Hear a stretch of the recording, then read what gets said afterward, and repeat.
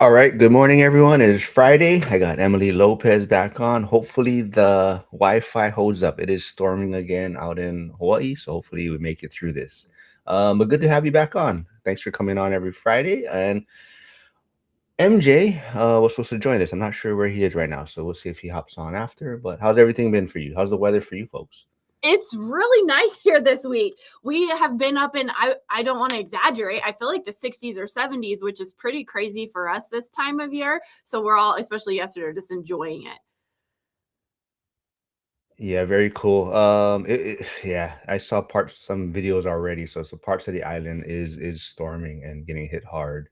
So we'll dig into a video that I saw on Alux. They're talking about the kind of wealth traps that people get caught up in. There's 10 of them, but we're gonna kind of focus on maybe just two or three of them. Did you get a chance to check out the video or I listened to part of it. The AI videos kill me. uh, yeah, that's why you sent me that AI country song that one Well, time. listen, that's fun. But AI, like, you know how when people talk and some people talk like this and they're not like, there's no fluctuation in their voice. That's how I feel about an AI video. Yeah, I finally got it out of my algorithm now. The AI Oh, video well, that you sent me. for Hold now. on, let me mute MJ real quick. Turn off his camera, maybe. Oh, there he is. Uh, Hello, hello. Good morning. what's up, man? You good? You ready? We're Yeah, waiting I'm for ready. your response. We're waiting for your three. Now, I don't know. Have you folks been on together? I forget. I don't even know who's. Okay, MJ, quickly introduce yourself to Emily. Are you ready? Oh man, mute. I can't hear you. Are you muted? You have shoots. You have no audio, MJ, anymore. No Now you audio. do. Now you do. Oh, you got the coconut wireless going on now. Let me see. What's We can wrong? hear you. We can hear you. Yeah, but your screen is frozen. Looks like. Okay. Anything better now, or it's the same still? It seems to be getting better. I think once you got connected. Okay. Yeah. So yeah. Good morning. I'm MJ. I invest in Chicago. I have 3 properties at the moment, 2 duplexes and a single family home that I'm renovating at the moment. Um, and yeah, I'm just trying to learn and meet people and network and continue to do this real estate thing because it's definitely have its challenges at times. Very cool. The cool story is MJ was at year one of the Vegas event. Also, came to the last one, year three. But year one, he might be the first person I can actually say that noticed me. He noticed me after the event and said, "Hey, you're the firefighter from Hawaii." So I always remember that MJ gave me a shout out over there. So that was super cool. But thanks for joining us, man, today. I don't know. Did you get a Absolutely. chance to check out that video about the 10 wealth traps that kind of holding people back today? Yes.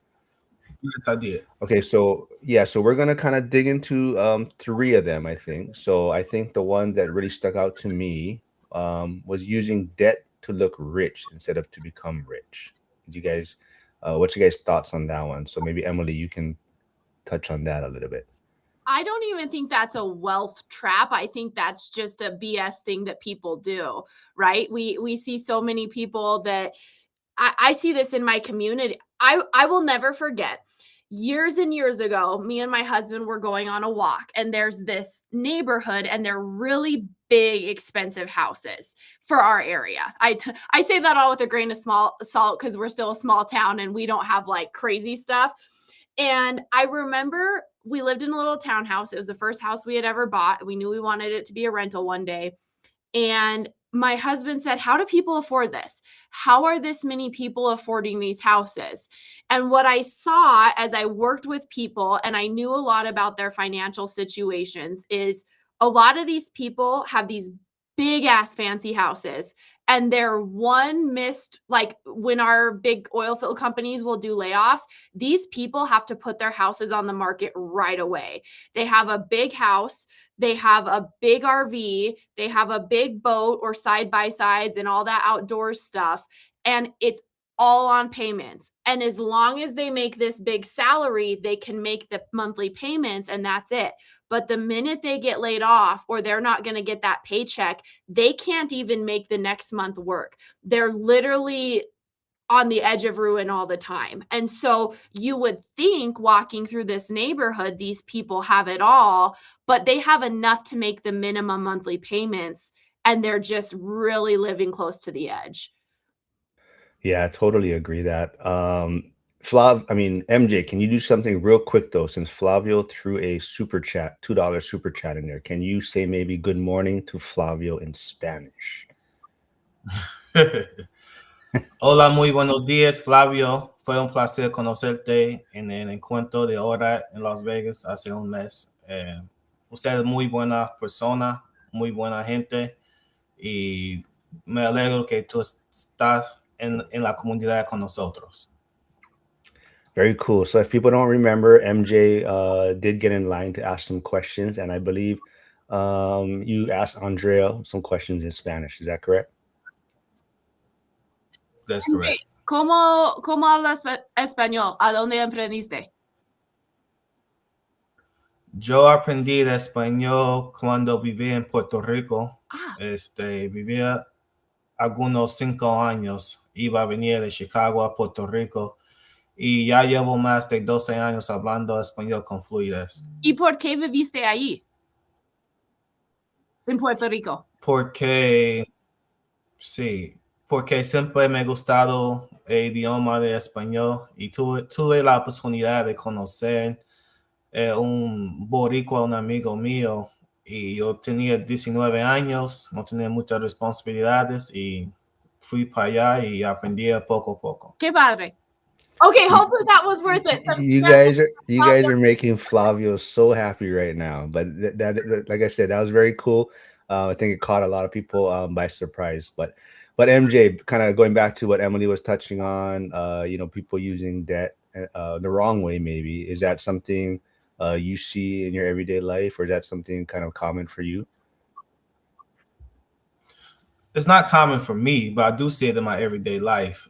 But people make more money, they get caught up in a lifestyle creep, and it's always easy to do the wrong thing, right? It's hard to be disciplined and go by doing the 5 years of suck and thinking this just go all work out. You want to live life now. People feel like they already delayed a lot of gratification up to now, so when they do get the big checks or raises, they want to spend it and kind of live.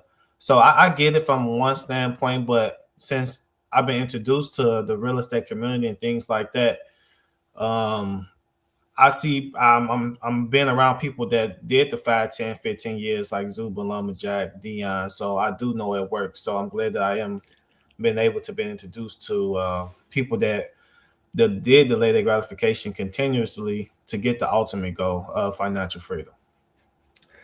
Yeah, Jason C from Chicago also says, "See, that's all I got when you guys are speaking." Harrison said, "Good morning from Virginia. I felt like you tuned into Telemundo." But everyone, thanks for tuning in. Like I said, it is storming out in Hawaii again, so hopefully everyone is dry wherever they're at. But it is getting bad out here again. So last week, like I mentioned, I lost power for maybe 15 hours. Yeah, so some places had it worse, but it might be hitting us again this weekend. But yeah, definitely, I think that is the one thing. Maybe what we're kind of in this journey now, a few years, most of us, that we kind of don't think about the financial literacy side of things. So I think a lot of us, when we hear debt in our heads, we're already thinking good debt, bad debt, right? But I would honestly say, 10 years ago, that was something I never really thought about, right? It was just how am I going to purchase this? It was more like payments, right? Or if I buy it on my credit card, how much payments am I going to have to make per month, or buy now pay later type of things, right? So definitely I'm glad I've come across communities like this where everyone talks about money and the difference in good debt and bad debt. But let's see. Do you know someone? Let's see, Emily. Let's go back to you. Do you know someone? I guess maybe really in your circle that is talking about or using debt maybe in the wrong. You don't have to use your name or anything, but somebody you're trying to help with using debt properly or good debt, but still maybe doesn't follow those information you're giving them. I don't mean to change the subject, but Josh just posted RIP Chuck Norris, and I know he was in the hospital. Did Chuck Yes. Norris die, or is Yes, he did. I forgot to mention. I did see that posted on X. So he did pass away. Yes. so is he going to go up to heaven and see if God is he going to tell God he's going to decide if he's letting him into heaven versus Yeah, maybe, right? That could be we it. got to make a whole new line of jokes to honor him in his death. Yes, very sad. Yeah, I don't know. He must have been at least what is he? 80? He gotta be in his 80s, right? He was born in 1940, March 10th, Yeah. Oh, 1940. yeah. He's mid, yeah, late 80s almost. 86. Yeah. He would have just turned 86. Wow. Well, RIP Chuck Norris. I just saw that. What did you ask?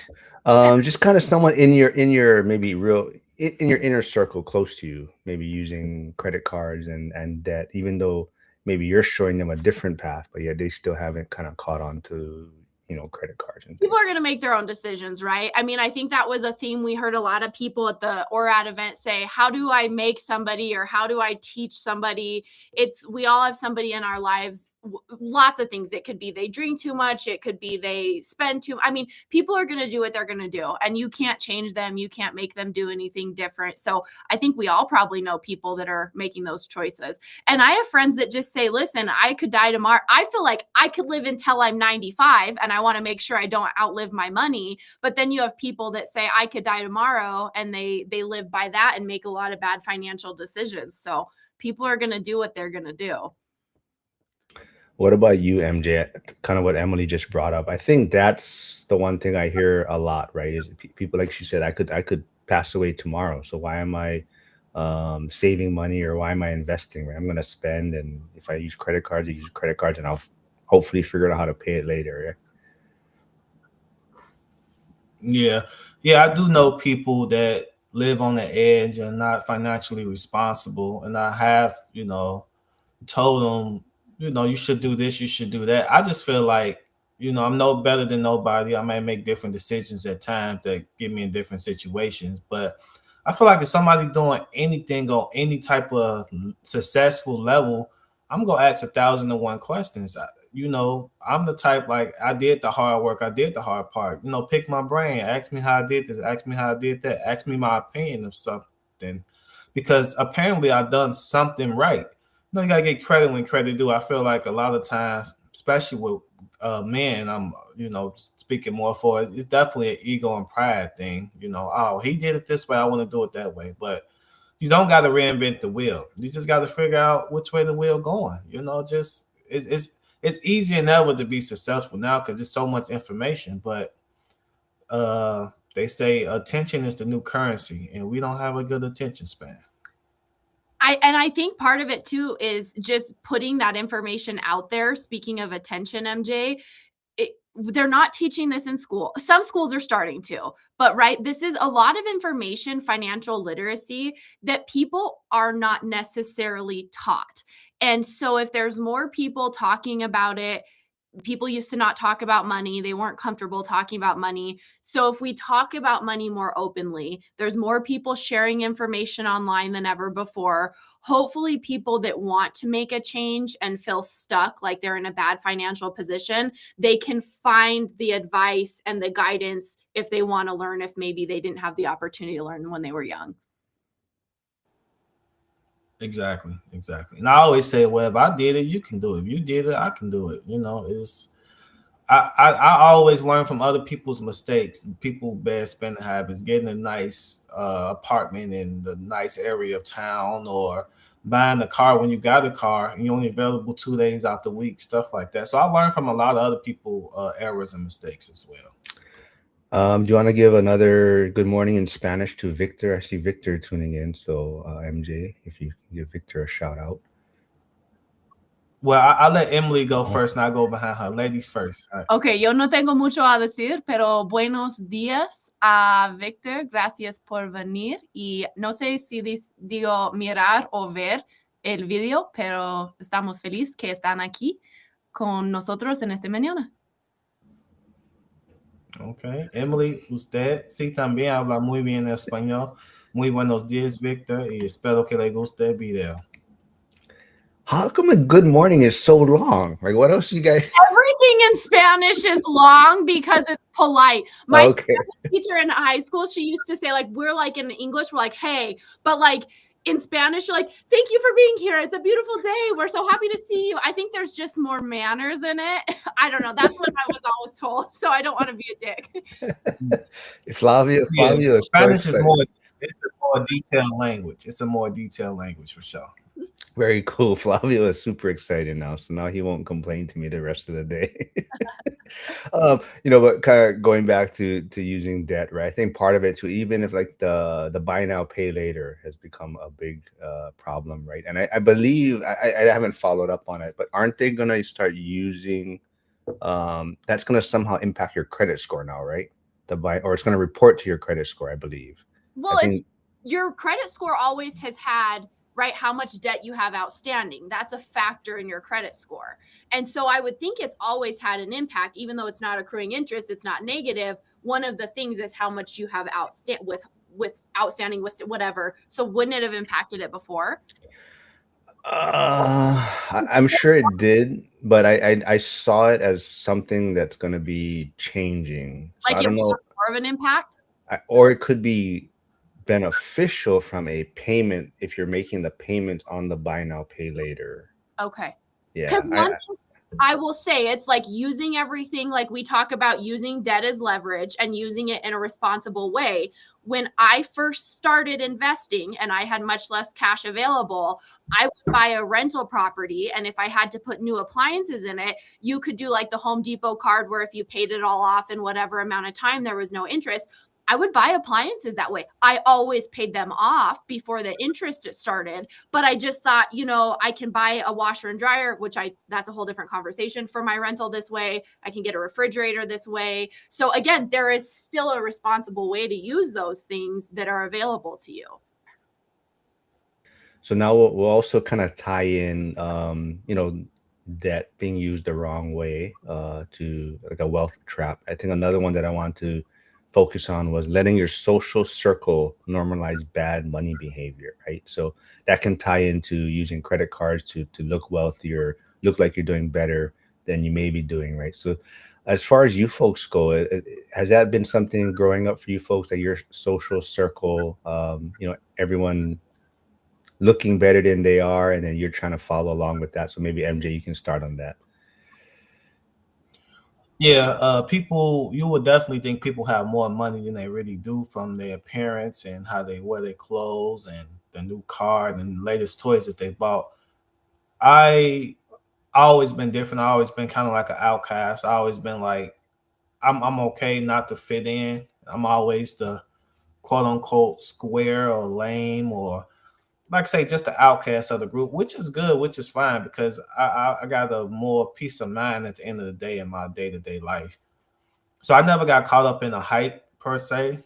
And I just always been different. I always went against the grain. I always been a critical thinker. So I just felt like, well, if you so called got all this money, but you stand in your grandmother's basement and who's really winning, So, I never let it get to my head. I always learn from a wise man learn from fools' mistakes. So I always been that way. Got an old soul. I'm a young guy with an old soul.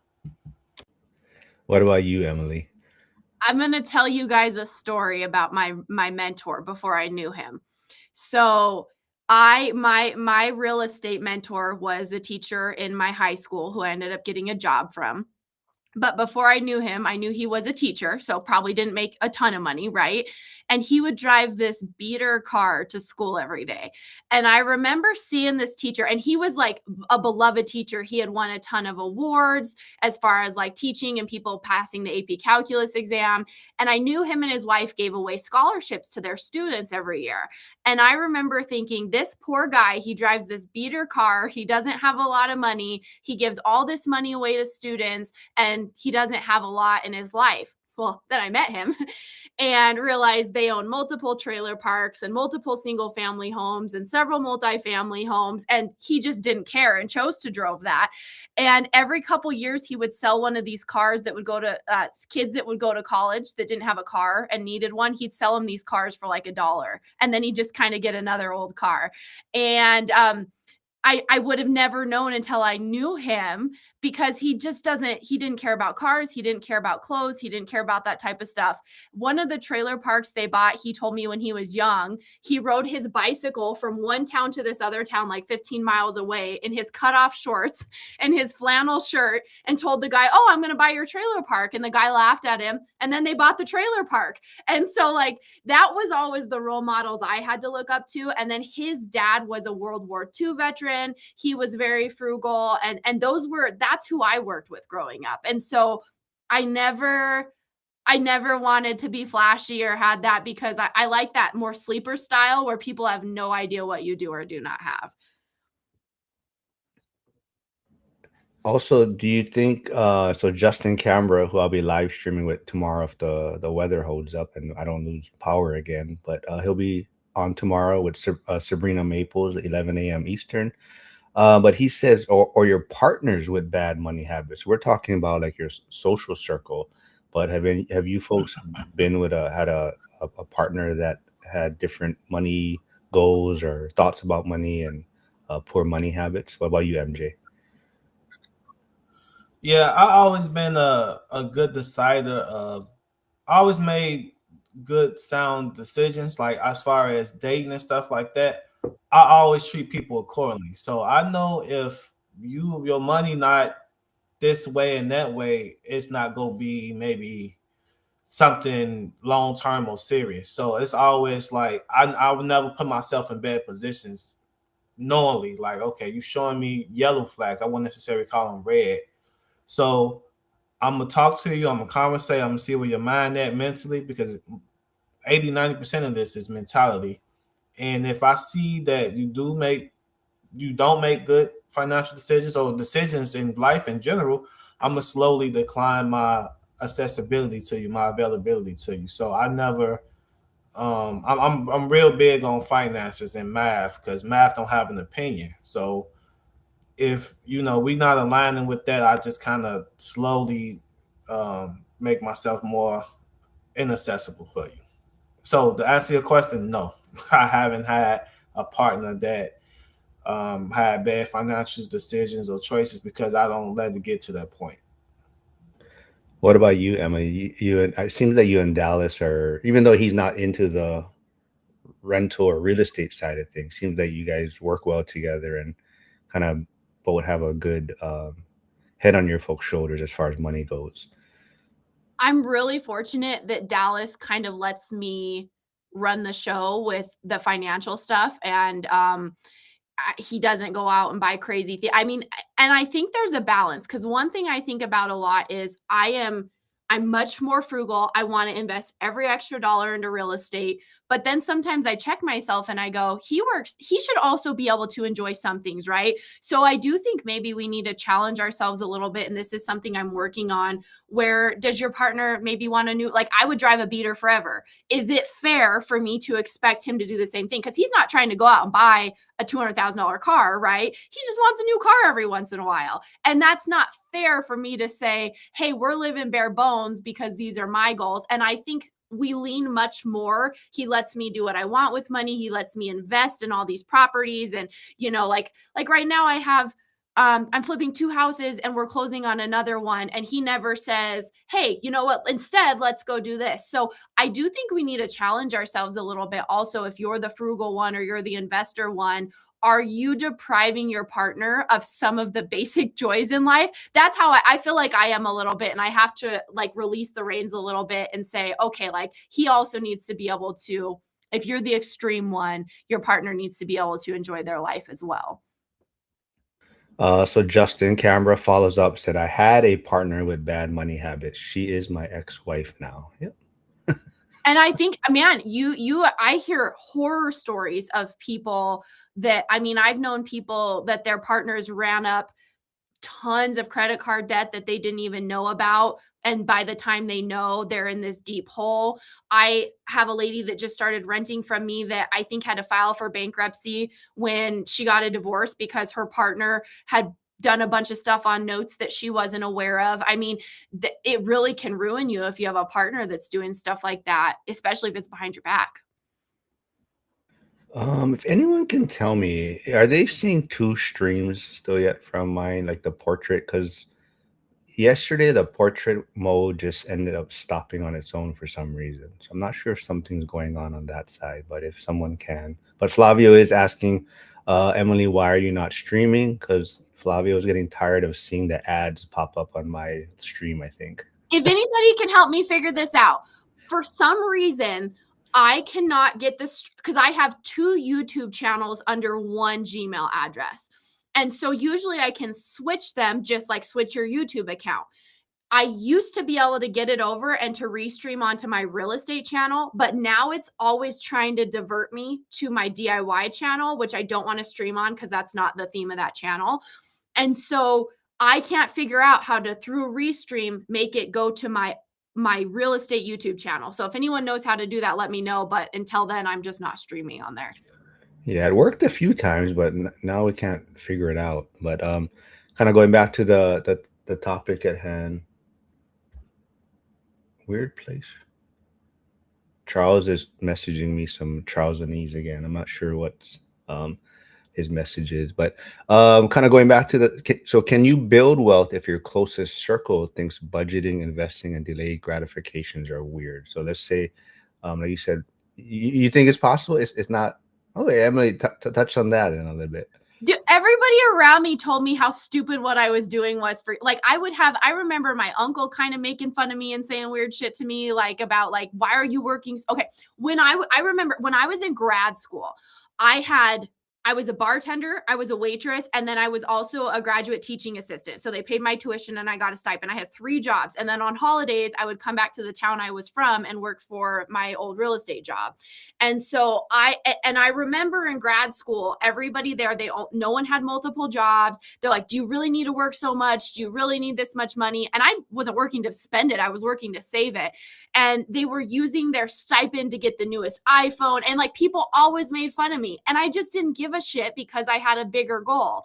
And so people around me didn't get it. Even Dallas, he would say like, he didn't get it, but he was always supportive. So I was like, this is what we're let's not spend money on this. Let's do this. And he was like, I don't really think rentals are that great of a thing, but like, okay, like he never did anything crazy. For years, people gave me a hard time about it, but I knew it would work. So I just stuck with it. And especially when you're young, I think everybody's like, you're crazy. And I knew what I was doing.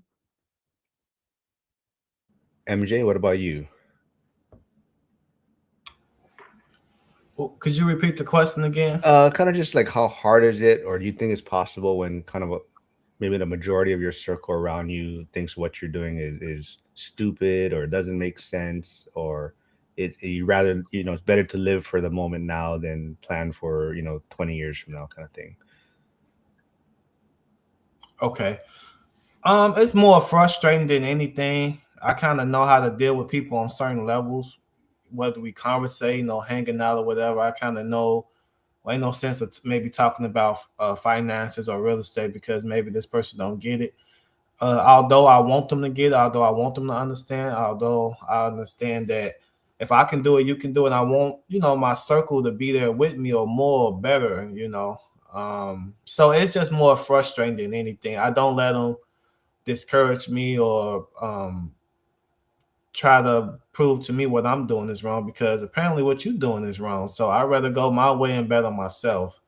So it's just more frustrating than anything for me personally. Yeah, it looks like the portrait mode stopped. I told Flavio maybe the Spanish got us kicked off on the portrait side from streaming for some reason, but not sure what happened. It happened the same time, same thing last time, so I'll see if it's acting up for some reason. But yeah, definitely, I think that's I think that's the hardest thing, when other people in your circle aren't doing what you're doing, or kind of like I think to Emily's point, right? In the beginning, rentals probably don't seem like they work, right? For a lot of people, and especially they talk about the 5 years of suck. For a lot of people, seeing you kind of be frugal, or like you're saying, cut back on maybe some other things you could be doing, even if it's cutting back on some traveling for some time being. But other people are just like, why are you doing that, right? You could pass away tomorrow, kind of thing. And it is frustrating, but I think that's what's great about this community is everyone kind of sees the struggles, but also sees the long-term benefits of things, right? So I think Emily's touched on this before too, right? That's also why Dallas, like he's like, yeah, now you have a group of people that you can talk to, right, about this type of things, right? And I don't have to listen to it. And so has that been helpful for you folks also? Um, I mean, that's the thing. Like, he doesn't care, but he's so supportive. So I think it's probably nice that I'm not talking about it as much, but I'm still talking about it a lot because he's my best friend. So like that's who I'm hanging out with if I'm not working or whatever. So, but sometimes he'll go. I'll say like, I'll want to buy a house. He'll be like, "Do we have to talk about this?" I'm like, "Can I tell you about it and know you don't care?" Like, I still want to, because now we're to the point where if I go buy something, he doesn't care. He just doesn't care. He's like, "I don't want to see it. I don't want, But sometimes I'll want an opinion, and he's like, "Okay, whatever." But he's supportive. But I do think it's probably nice that I'm not like droning on about it probably quite as much. Chris Webb, who was on Tuesday with me for one of his posts in school. So Brandon and I, we kind of discussed that. But he says, Emily answered with a great example. Switch the question. Can you improve your education with a circle of friends who do not believe in education? Both are yes. Circles change. Yep. And I think your biggest superpower, honestly, if like it for anybody at any stage of their life, is just not giving an F what people think. It just doesn't matter. Like I can be around people who are doing things differently than me, and they can be do things differently, and everyone has different goals, right? And so I have friends who really want to have a family and be really involved with their family and have work life balance. So they want an 8 to 5. They want to shut it off at 5. They're not doing anything for work on the weekends, but they have all this time with their kids and they can coach all their kids coach teams. I mean, like there's people have different goals. So I think we got to remember we're not all playing the same game, right? And so people can be in different places and still be a part of your life. And it's just like respecting each other and knowing like what they want and what I want are different things. It's funny you mentioned that, right? Because that Cody Evers commented. So he says, definitely good to have balance. You got to enjoy life while you're young, but not so it's super detrimental. Yeah. So Cody has a pretty decent sized portfolio, but his kids are also in that kind of little younger age still yet. So he's finding that balance too of taking trips and traveling and being able to spend time with his, even though it might make his journey like a little bit longer than he could probably be done now, let's say. But because of these trips and like you said, spending time with family, it might extend the journey a little bit longer, but that's the balance he's trying to work with. Which is so important. I mean, I don't have kids, but you can't redo with your kids. You can't go back. You can't. You can buy a property in 5 years instead of in 3 years, right? Or in 3 years instead of next year. You don't get a do over with your kids. And we see more and more people these days who are not having relationships with their parents because of whatever situation was growing up and whatever they did wrong. Like you don't get to go back on that. That's the most important thing. MJ, maybe you can. So Flavio's asking, oh, where did it go? It moved. What point are you buying something for yourself, or what you do as reward? You don't have to answer in Spanish, MJ. You can answer. Okay. I mean, truth be told, everything got. I think you got to have a level of selfishness to yourself if you want to be successful in life in general. So obviously, in the beginning, it was definitely for me as far as wanting to get financial freedom and things of that nature.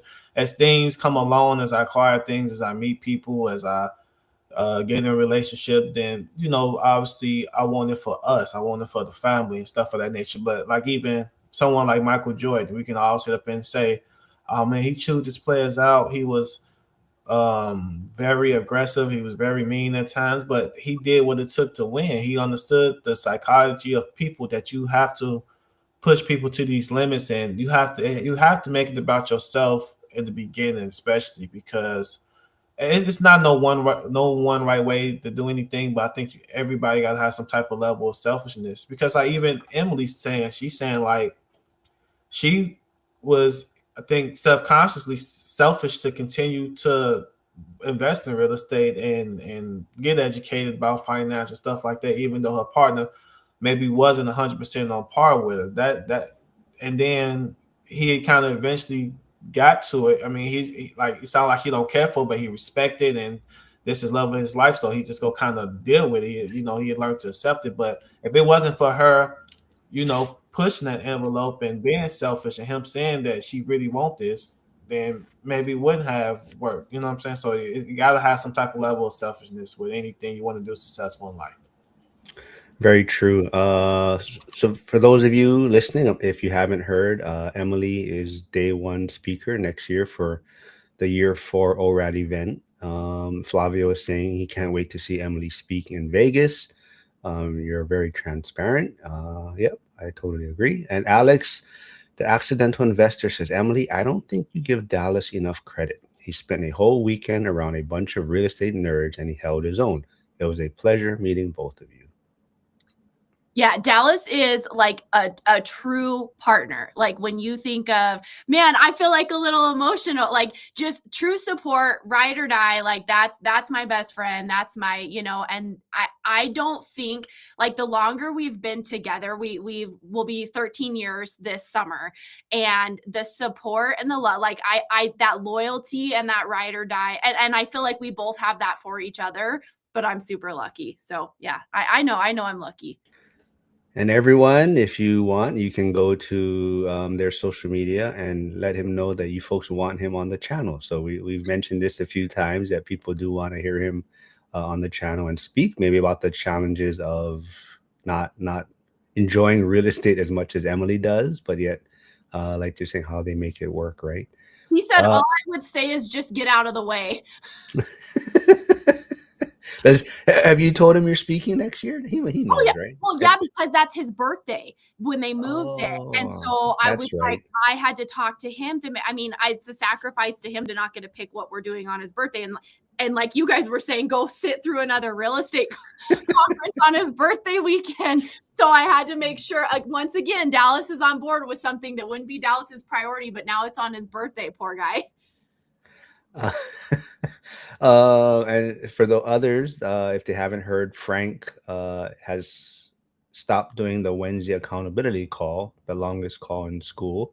But Charles and his wife Carrie have taken over the call, so the Wednesday call is still going on, and those knuckleheads went for like 6 hours. 6 hours and 40 minutes this past Wednesday. Yeah, I jumped off for like 7 p.m. Hawaii time, so they were still going. They went like 2 hours after I jumped off, but to Yasik's point, like he really feels that's where some of the better conversations happen. It was almost like sitting in the lobby at the Grand, like that type of discussion where people were just opening up a little bit more. So yes, I keep giving Alex and his Thursday call a lot of credit that they're very structured, and you know it does help people have to talk about their problems or what they want in a time frame, which is good. But at the same time, some of the other calls that kind of just are more free flowing, you do have people opening up about different topics and different things. So they all work, and that's why everyone has to just find the call that works best for them. And I'm not trying to tell people to leave this stream, but there is a accountability call going on right now for people that do out of state investing. So um, Harrison says, yes, I have friends that would do payment plans on new cars that make my hair fall and I'm almost bald. I am the lame person who drives a 20-year-old car with no payments. So Curtis, this is for you, I believe. Emily says, "I love the cost breakdown of your rehab with Zuber." Yes, I think that was your most recent video. Let's see. Funny you bring up basketball a little bit though, MJ. So if you haven't seen the video that I just did with Zuber, he came out with. We actually talked about basketball at the end of that one a little bit because someone's question was kind of relating how some people in life or some people in investing are superstars. You can just tell they're destined to make it, or they have all the skill sets to be a successful investor. And there's others that are just role players, maybe, but yet role players still win championships, right? So the kind of question was kind of like, what are the skills that kind of separate them, or how do people know where they fall, right? Or how do you determine who's the superstar and how someone that's just a role player that's going to help the team win and you can still be successful, right? But then we also compared players. So like uh I think someone in the comments said, Harrison said that like Zuber reminds them of Magic Johnson, someone that can carry a team if he wanted to, but yet he's also deflecting credit, giving, like Emily, like supporting Emily, speaking day one, he supports me, things like that, and he's always giving other people a chance to rise up, right? So he Harrison said he's like Magic Johnson. Harrison said I'm like Rasheed Wallace. No one has ever called me Rasheed Wallace, but I guess because I am this individual that just talks a lot of trash and makes trouble, but is respected, and whoever's played with that person would be like he's the greatest teammate kind of thing. So I don't know if I've ever been called Rasheed Wallace, but thanks, Harrison. But go check out that video. Um, did you get to watch it, MJ? Because I sent you that clip, right? Did you get to see that part? I chimed in a little bit on it. Who would you maybe call, or can you like Zuber, Lumberjack? Yeah, like, do you have a player that you could like kind of compare them to? Mm, I would say Dion is probably like John Stockton, because John Stockton was known for his assists, in the sense of like, it wasn't about him. He always fed Karl Malone the ball. And Dion is like, he constantly, consistently do the same thing, like trying to help people, giving his example, pretty much he downplay himself to give somebody else the spotlight, and a lot of people of his level of success don't really do that. Lumberjack is like, I think Lumberjack got a little bit more aggressive, just direct, bully ball personality. I would call him Shaquille O'Neal. Like just dominant as far as what he talk about, what he mean, his values, his views. He's unapologetically him. Like he don't sugarcoat anything, don't downplay anything like that. Zuber, he had to be somebody like an assist type person, like a Stockton as well. But I got to name another person. I would say maybe like Isaiah Thomas. Isaiah Thomas, when he played for the Detroit Pistons, obviously he'll get you some buckets, but he'll pass it, be the leader of the team and stuff like that. Because you got to think about it. These three successful people don't have to do what they do. They giving up their time, their energy, their effort, because they believe and understand that it worked to people that they don't know, people they get more familiar with, people that they do know. So what they do on a consistent basis, in and day out, is unheard of, and they ain't asking for the 10, 12, $15,000 course or nothing of that nature. So you got to give them guys credit for sure. Oh, they like your Isaiah Thomas one. But yeah, Curtis says I'm Spud Webb. if I'm Spud Webb, Mikey's Muggsy Bogues, so that I can live with that. Right. um, but Alex is saying, Emily, maybe you can have Dallas talk about the chicken wings in Vegas, or be a part of that.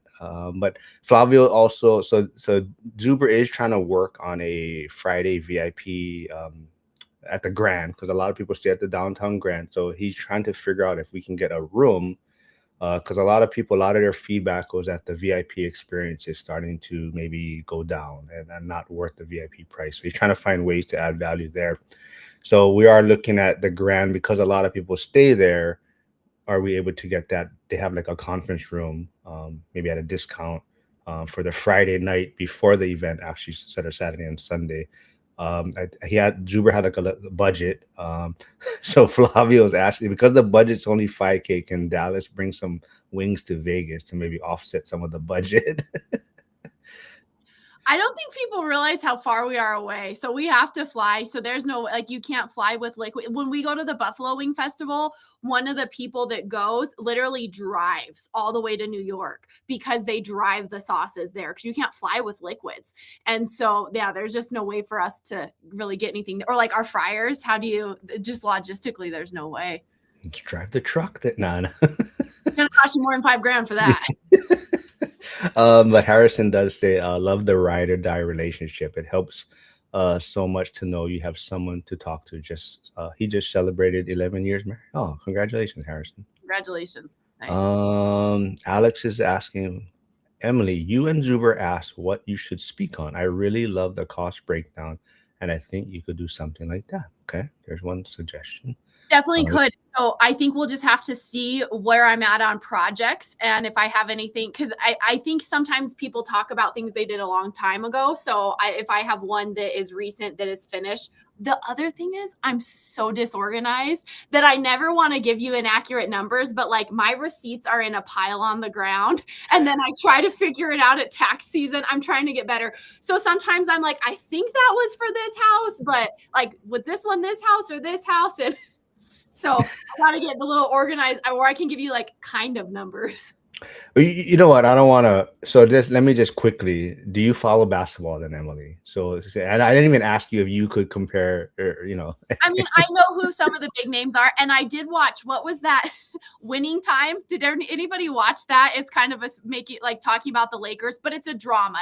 It's loosely based, but it's kind of funny. And everyone go watch Winning Time about the Lakers. It's amazing.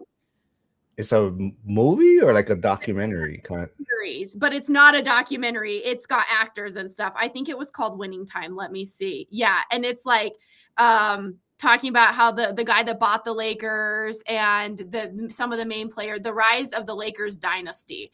It's a fun watch. But so I know who the big names are, but we're not basketball fans. Okay. Well, I didn't want to make like I assume that you didn't know, so I should ask you anyways, right? But Justin Cambray, saying Lumberjack is Barkley. So if you go watch that video and you can hear what Zuber references to each like Dion Lumberjack and what kind of this. Barkley throw someone out of a window though. I mean, I remember all that. Like yeah. So that's kind of why he's saying that's Lumberjack. Lumberjack is if you've seen Lumberjack in the comment sections. So the funny thing is, we'll get back on topic shortly, but I go through all the comments right on Zuber's videos and I try to find the certain ones to bring up on our recording. But like, so Zuber replies to like every comment, but a lot of times there'll be like a short like okay or LOL, and he won't follow. So if the person follows up to that, he doesn't pay attention. He just will respond to that. Lumberjack would jump in, like, so like if someone makes a comment and it's like a stupid or a attacking comment, Zuber might be like, okay, or whatever you say. But then you see Lumberjack jump in, and Lumberjack goes back and forth with these people like a whole page, and he'll just start going back and forth, and it's like it's entertaining, but it's like, man, he definitely gets under his skin, I think, sometimes in certain. I want Lumberjack in my comments. Oh, he would, yeah. I literally got a comment the other day of something on one of my DIY videos, and it was like, I mean this in the nicest way possible, but your ignorance and inexperience, da da da da da. And I wanted to be like, seems nice, thank you. Like, Yasik has solved the travel cost maybe for the wings. He says ask Charles to use his helicopter to fly everything to Vegas to offset. Hey, watch it, Alex. Thursday, your guy's Thursday call sucks. He's saying we assume Mark isn't into basketball because of his height adversity. Let me see anything else before we. Okay, well, so the final one. So like I said, there was 10 things on that video. We kind of touched on two of them. The last one I do want to touch on is kind of chasing motivation instead of building systems, and I think that works well. So I see Emily already shaking her head, but she is working with a coach now, right? And you were offering. I'm not sure if anyone or who won, but with Steve Rosenberg. So maybe touch on that. Is that kind of why you're searching for a coach or hired a coach or you're building systems? Yeah, because I was running. I I've never been someone that struggled with motivation. I mean, every once in a while you have those days where you're like, yeah, I need a couple hours or whatever. But I have always just been so driven toward my goals. It's just not something that's been an issue for me. But I am incredibly disorganized and I am maxed out on the amount of time. Like I work every day of the week. I don't take Saturdays and Sundays off. But I'm so inefficient that I cannot do anything more with the time I have unless I learn to systematize or hire better or bring people into the fold. I can't scale anymore. I am working the absolute max amount that I can be working and making the most I can be making until I learn to do this in a better way than how I'm doing it.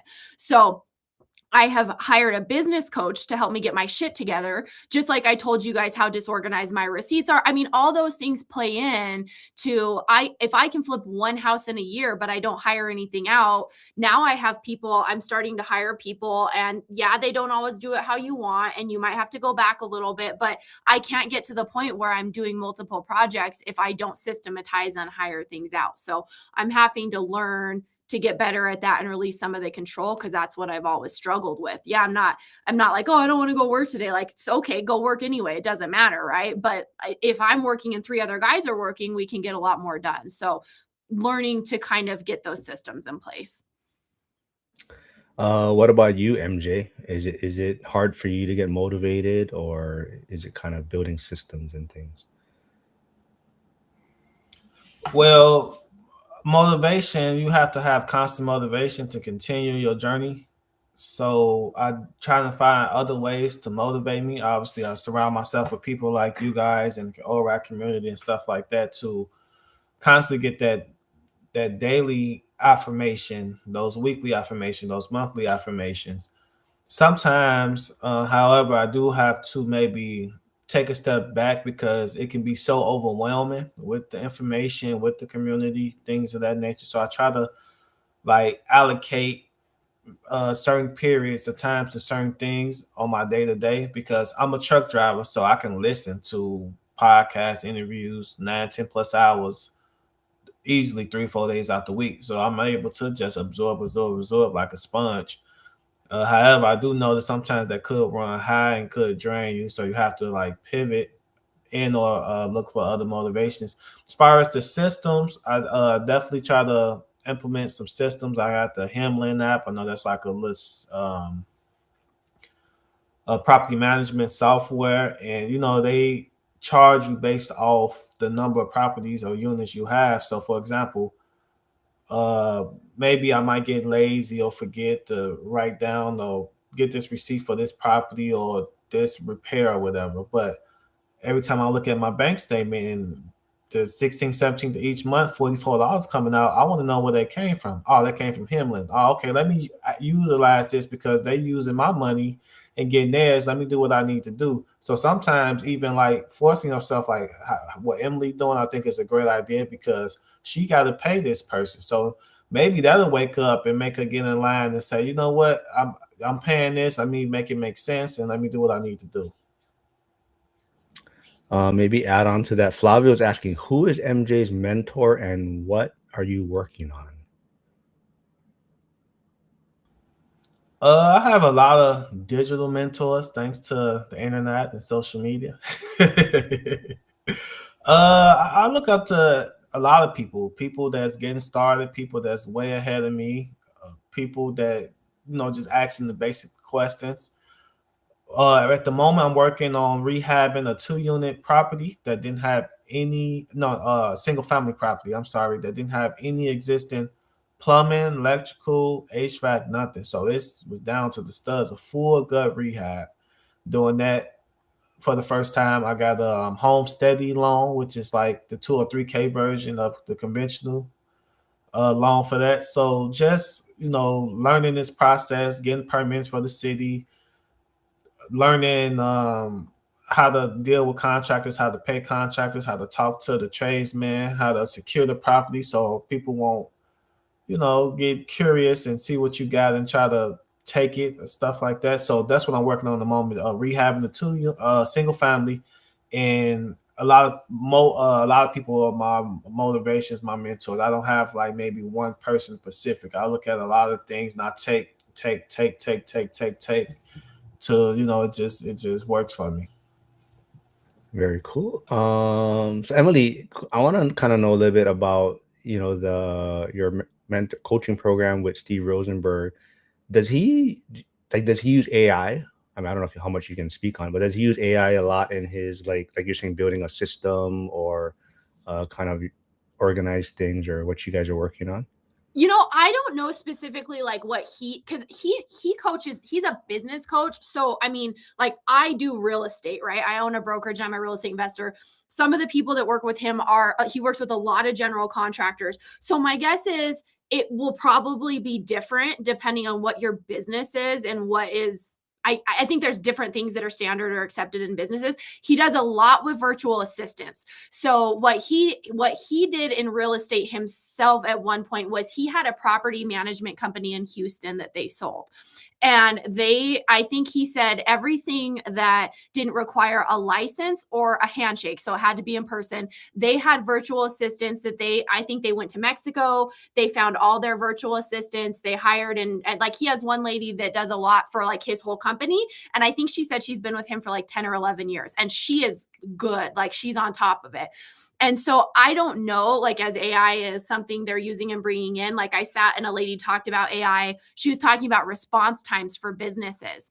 And she said just statistically 87% of people work with the first person to respond to them. So if you're a contractor, if you're a realtor and you're not getting back with people quickly, they're probably going to go and work with somebody else. And she talked about with her business, and this was just one of the instructors, she does a lot with AI where even if it's after hours and I'm not going to respond to you, I have an AI system that can at least schedule an appointment with you. So you've been tended to and responded to, and then I'm going to show up tomorrow. So I think there's people within the community that he works with that are doing that. I don't know what he's using. I know he uses a lot of virtual assistants. Very cool. MJ, are you using AI a lot in your project or your real estate side of things right now? No, not really. I'm still using the human aspect a lot. Let's see. I can't even get half the people. I'm in a small community. So you know how there's like people try to sell me email follow-up stuff. And I'm like, I can't even get half these people to check their email. I mean, I will literally have couples who have a couple's email and I have to send them something to e-sign. And I'm like, you literally have to create another email because it won't let me use the same email for both of you. And they don't even want to have two email addresses for their family. So in my little small community, if I tried to have AI, they're going to be like, screw you, we're calling the person that's going to answer their phone. So I think you have to know your market and your community too, and what people are going to be receptive to. Harrison said he was typing the same question. He said, I recommend using Gemini or Claude to dictate thoughts, receipts, and property notes. It helps me with organizing my dyslexic brain. Yeah. Yeah. I think, yeah, it's definitely powerful AI. I think it's going to be a learning curve. It's going to be some struggle. I think like people are talking about worried about jobs going away, right? So of course it's going to have some pain. I think definitely, but I think in the long run it'll produce different jobs, just like how the internet and did. So it'll have some pain, but we'll see where it goes. But I think you have to at least start dabbling in it to get some familiarity with it. But Yeah, so it's the hardest part, I guess, for me, like even to almost what Harrison is saying, right? Gemini, Claude, Chat GPT, Grok. There's just so many ones now, right? Like which one do you use? But so that's why it's always good to talk to different people and see what they're using. Because it seems like Chat GPT is a lot of people aren't even using that as much as before. Um, let's see. So are you so let's see. So Emily, you're trying to build systems, right? Or with the coaching program. Um, do you think the system is going to help you reduce decision fatigue and just kind of make good behavior easier, kind of since you're going to have this system in place? I think so. My intention right now, and this may evolve, is not necessarily, but it removes some of the busy work that I'm doing that then makes everything else feel just like we're compounding and we're piling things on. And so at least for me, when I think of my brokerage and I'm handling everything, if an agent in my office lists something and they want it on the company Facebook page, I'm going and posting that. If they sell something, I'm going and posting that. I create the ads for the food truck, I create the ads for the new listings, I do all my contracts. So my thought is if I can hire probably a VA, somebody behind the scenes who I'm checking everything, but they're creating my ads. They're putting things in the MLS. Once they're in the MLS, they're putting them on Facebook. They're creating an Instagram ad for me. If I need something filled out real quick, I mean, I'll go work on a job site and I make sure I take my backpack with my laptop so I can hotspot because I'll start working and then someone I've been trying to get a hold of for 8 hours finally responds to me. And then I'm running home or back to my office to write up a contract. It would be nice to be able to have somebody do that. I check it and then, okay, let's send it to my client to e-sign. So just that busy work and behind the scenes stuff to have somebody that can do that. So I'm not having to stop. I feel like I'm just constantly stopping and running to the office, stopping and running over here. So for me, really right now, the first step is I just want somebody that can help with the paperwork and the busy work on the back end. So MJ, like you just mentioned too, is this the biggest project real estate wise you've worked on, and how has that been kind of keeping things organized, or what's your experience so far with that? Yeah, this is most definitely the biggest project I ever worked on. It has been a slow burn. It's just it took like 3.5 months to get the permits. You can't so much you can do without permits. Then you got to get the permits. Then obviously getting quotes, getting numbers, things of that nature. I have a wonderful GC that pretty much he teaching me. He allowed me to use some tradesmen. He using some tradesmen, stuff like that. And obviously with this type of loan, this conventional rehab loan, this home steady, it's like you have to do certain things, fence, porch, windows, doors, and then they expect to come by, make sure you did it, check it off, and then you get the check for the amount for what they allocated for that and stuff like that. But sometimes, mostly all the time, from what I'm realizing and hearing, that you cannot budget enough for miscellaneous things, unexpected expenses, stuff like that. It's just almost impossible to do that. And you got maybe an X amount of money to dip into that. Then maybe you might max that out. So maybe now you got to use your personal money, your personal credit, and stuff like that. So I can understand why people want the turnkey property, but then at the same time, I can understand why people like Lumberjack always says, get the niches and do these rehabs and do the headaches and learn these systems and processes, because that's where the ultimate dollar is at. The profit is there from those things. So, just balancing my tolerance levels. And I'm a pretty organized person, but I have continually learned to be more organized and use different, apps and stuff like that to monitor me or set reminders and stuff like that. I've been writing everything down because I kind of want to talk about my process once I finish. I wouldn't do the before and after and just notate the whole process. So it's been a lot. And then you still got to pay the mortgage, because if it don't appraise for enough amount, you can't take out uh, money to cover the mortgage if it don't appraise for a certain amount. So it's just a lot of things I'm learning. Luckily, it's just not an interest only. It's actually going to my principal and interest, all that stuff as well, because it's all in one loan. So I will recommend, and anybody that's doing a rehab loan, do a 2 or 3K FHA or a home style conventional, because it's like training wheels. I can just only imagine if I would have took out a hard money loan, putting 20, 25% down. They put a lien on one of my properties. I got a timeline. You stress, things go wrong. People steal stuff. People don't show up. The quality ain't good. There's so many variables with this. So if you go do any rehab, I would highly recommend a loan where everything is included. It sounds like you would do it again though, or you're planning to do it again after you wrap this one up. Yeah. One step at a time. I can't think that far ahead. Yeah, I think that's all I got, unless there's anything else you guys want to dig into before we wrap it up. I did want to, people should probably give MJ a lot of credit also, because I think a lot of the things that are in school that are exclusive to school is a big part of MJ. I know he did a recording with Zuber probably about a few months ago, and that was something that always was a little bit of MJ's concerns with the school things is, things that are recorded in school, but then it's also put out on YouTube, right? So I think MJ is a big reason why a lot of things are being kept exclusively in school now. So if a lot of you haven't noticed, yeah, a lot of the things are just for school members only now.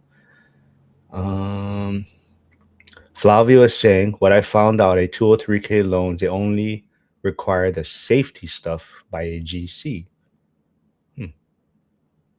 That kind of what your thoughts are a little bit on it, MJ? I know you're still working with it, but What's his exact question? The safety and what's the exact question? just what I found out, a 203K loans, they only require the safety stuff done by a general contractor. So more, it's probably more strict, or that's what their requirements are from the 203K loan requirements is. Yeah. Yeah, absolutely. So it's they care more about, the compliance, the integrity of the building, the materials you use, the things you use, and the actual permit pull and stuff like that. So I'm assuming he referring to that, but yeah, the GC is definitely responsible for that stuff. And then to be able to pass and go to the next phases with the rough plumbing, rough framing, etc. It's like stages and phases. So it's all based off safety and compliance. Absolutely. There is Andy's new YouTube channel. So that is Andy is Lane 5. So go check him out. You got to go watch his first video though. He explains where Lane 5, the name comes from. And I never knew. I'm not a good friend. I didn't ask him why he calls himself Lane 5, but he did talk about it on his first video. But it's about faith, family, and fitness. So go check it out. But he says, I understand the pain Emily's struggling with. My W-2 has this same effect on me. The thing I'm trying to overcome is slow my mind for some freedoms, but keep everything else in motion. So, well, Emily, I mean, I could be wrong, but when I probably first met Emily, I feel like you're just go, go, go, go, go, right? So is it hard for you, like this thing, like that's kind of slow your mind a little bit, but keep everything else in motion? Would that be accurate for you also? Yeah, I mean, what I always tell you guys, like, I think I probably have some unmedicated ADHD. I don't, something's wrong up there.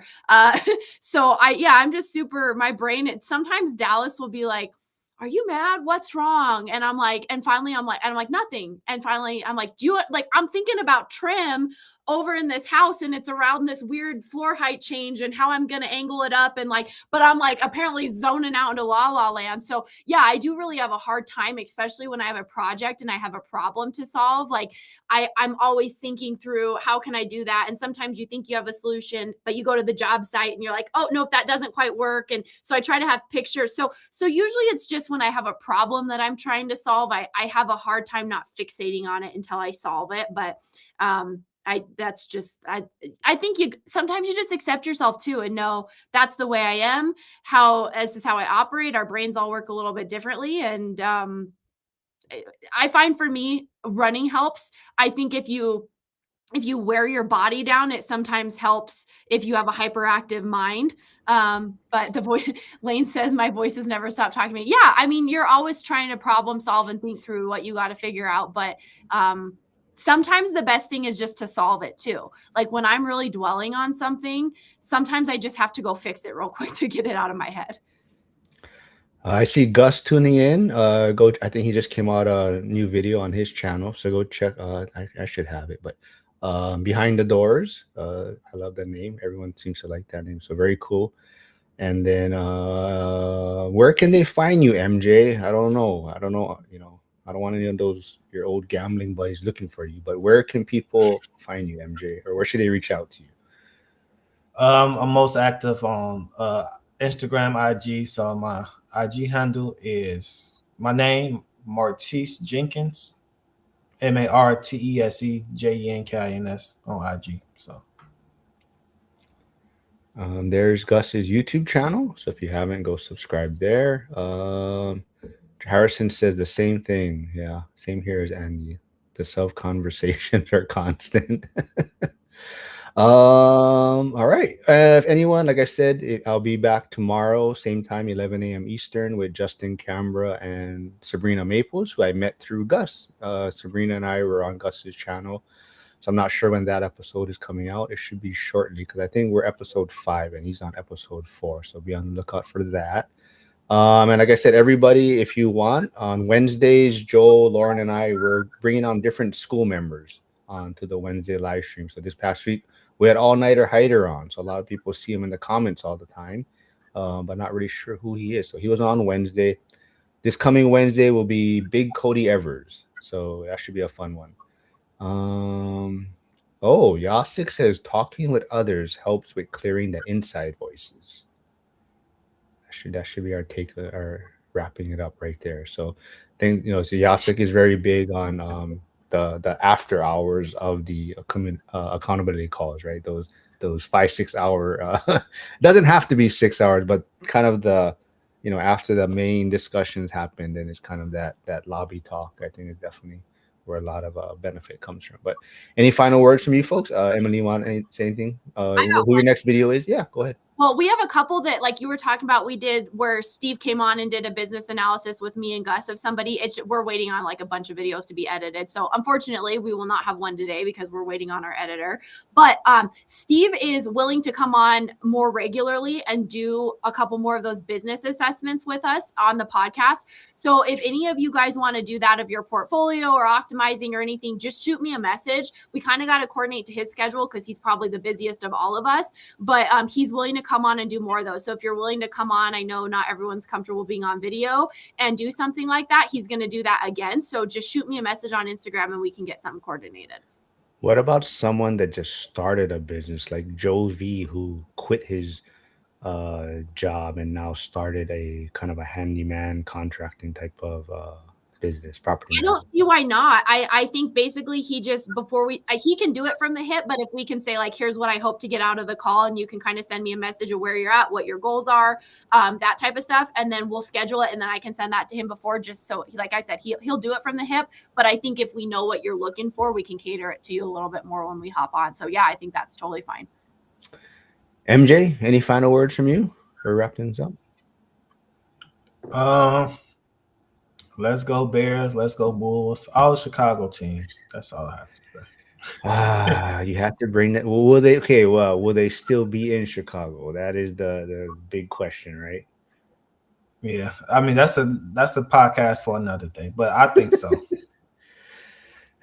We'll see. Well, before we wrap, so Jason, who's also in Chicago, is like, screw that. They can go if they're going to raise my property taxes in Chicago and everything. He's like, they can go to Indiana. So yeah. I don't know if that's been the talk in the news, but if hopefully your property taxes don't go up for the Chicago to try to keep the Bears. But everyone, I said thanks for tuning in. It's always fun. Emily, thanks for always doing this. Like I said, I know you are busy, so I'm glad you willing to do this every Friday. MJ, it's good to always get you on when you can. Before we used to do it when MJ was driving, and he's like, "Hey, you can't." I mentioned it one time, and he's like, "Hey, you can't be saying that, man." But he would be sitting in the back. That's why. So they would rotate drivers, right? And No, it would not be the Gary Bears, Yasik. But everyone, that sounds like a kid's cartoon. The Gary Bears. see exactly. It just doesn't fit, man. It can't. That's not gonna be. Anyways, Gary Berries. all right. Well, thanks for tuning in, everyone. And like I said, I will see you folks for a special live stream tomorrow. So same time, 11 a.m. Eastern. So everyone, have a good start to your weekend. Ciao. Hasta luego. Que tenga muy buen día.